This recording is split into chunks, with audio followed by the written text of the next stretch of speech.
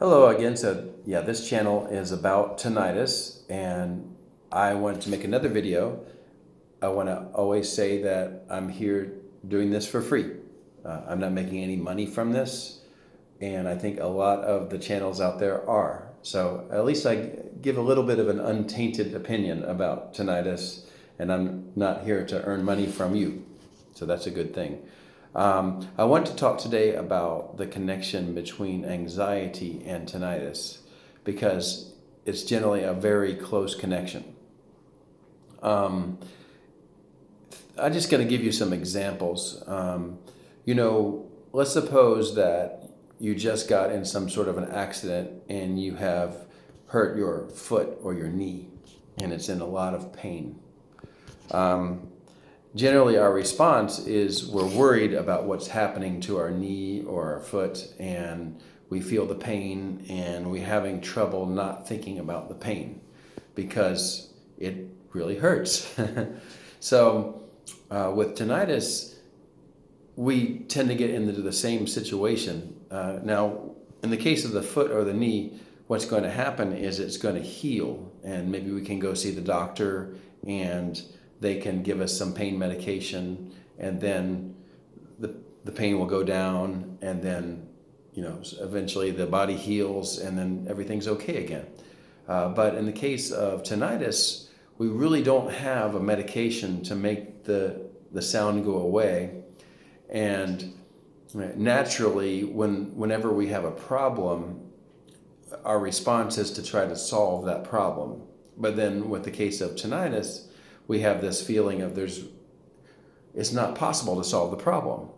Unfortunately, with at least the available science, in a majority of cases, but not all, sometimes tinnitus can go away.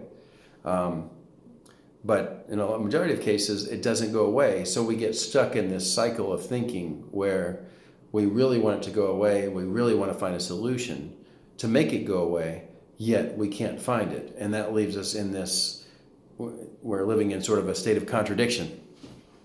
And we're always thinking about the sound, and we feel like we're defeated, and we feel hopeless. There's nothing we can do about it.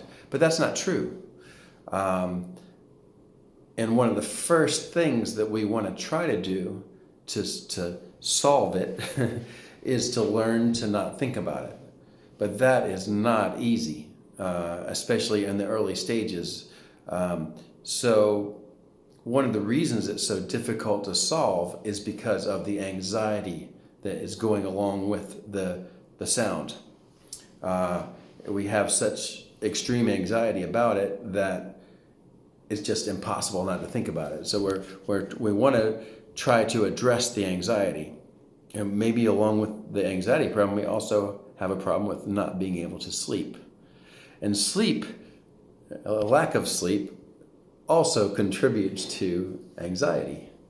So we have to find some methods to sort of break in there and clean things up a little bit in our thinking so that we don't have anxiety so much.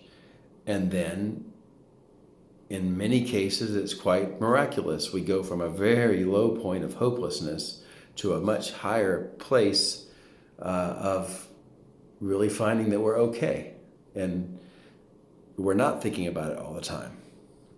So this connection is something that I hope you will think about. If the tinnitus is bothering you significantly, like it does for many people, I want you to try to be open to the idea that maybe a large part of your problem is the anxiety that you have about it, not just the sound.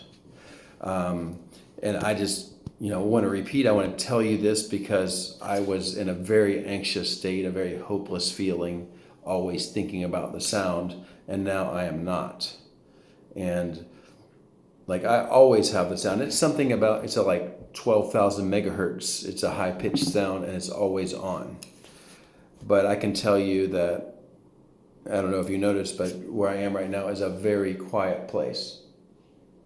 There's a little bit of a sound of some sort of air conditioner or something, but it's a very quiet place here.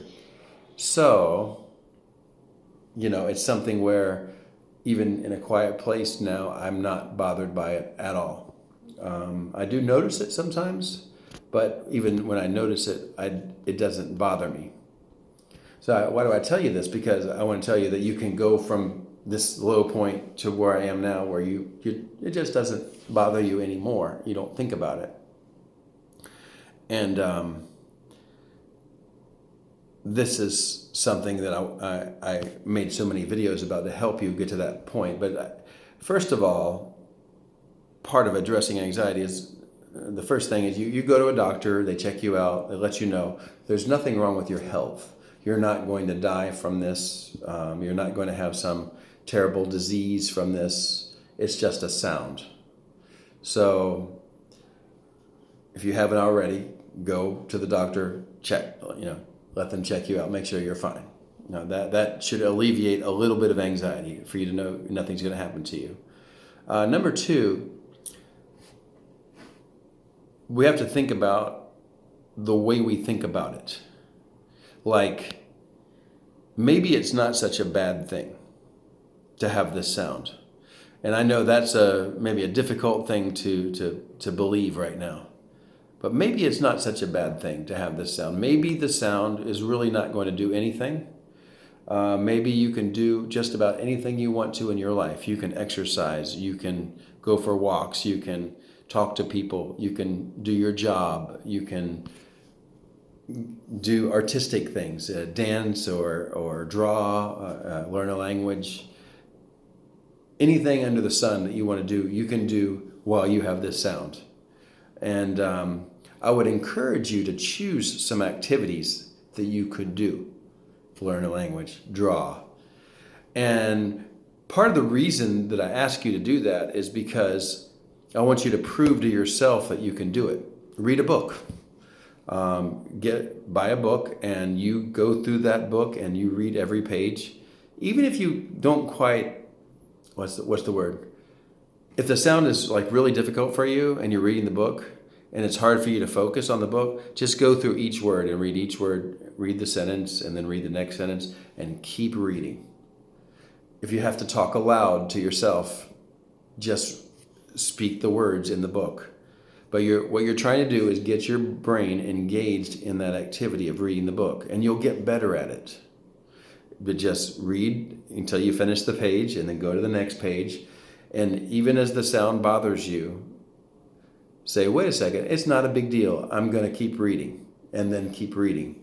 Or if you're drawing, you can draw something, learning a language. It's all the same thing, but I'd like to invite you to choose something that you're going to do every day. Maybe every day, like in the evening before you go to sleep, or in the morning after you wake up, or after lunch. But like kind of decide on a time you're going to do it every day, because you're going to make the decision to do this, and you're going to improve. You're going to complete the reading of a book. You're going to increase the number of words you know in a language.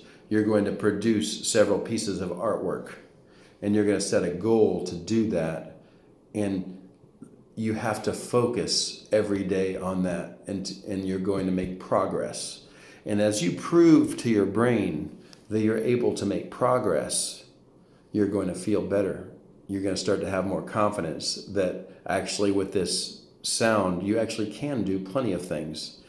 And what's going to happen slowly is you won't notice the sound as much, and your brain will get better at focusing on what it's doing. And then, you're going to get into a really good place where the anxiety doesn't bother you so much. So that's my video for today, and I'll see you on the next one.